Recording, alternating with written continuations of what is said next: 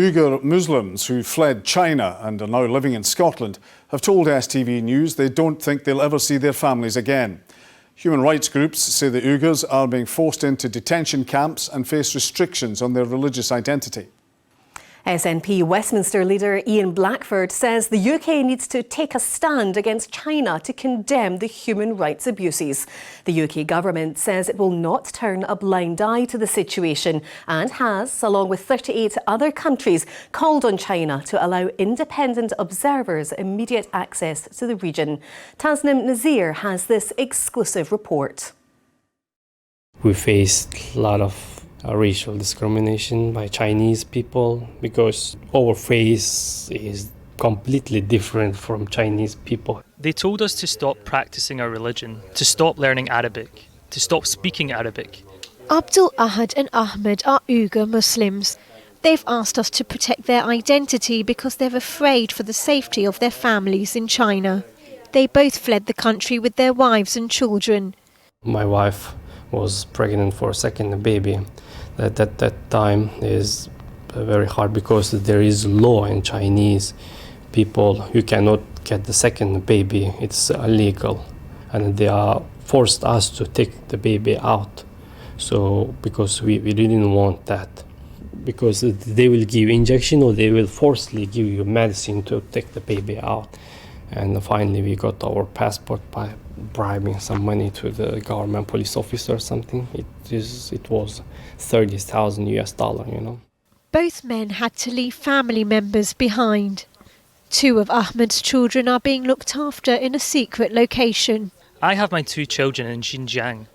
One is 5 years old, a boy, and 12 years old, a girl. They won't travel anywhere because they've got no ID, no passport, no travel document. Every day I worry about them. What's going to happen to them?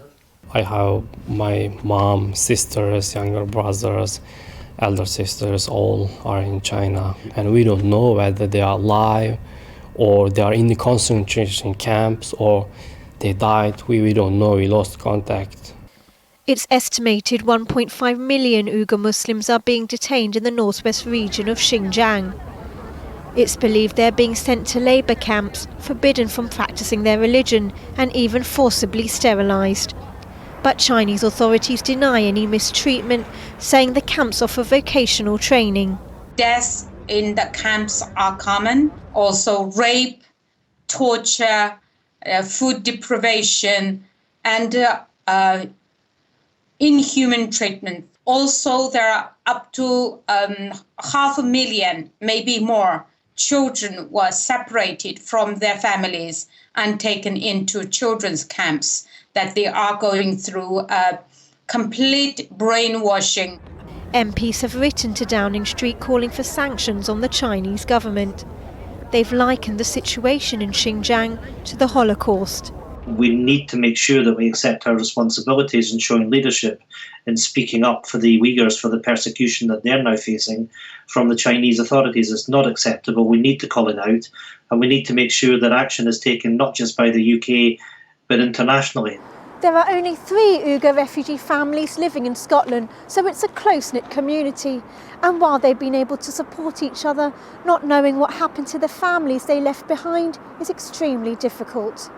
Do you think you'll ever be reunited with your family? I don't think. Even if I can see their face, even by camera or by phone chatting, I would be happy. But I don't think we can reunite with them. Tasnim Nazir, STV News.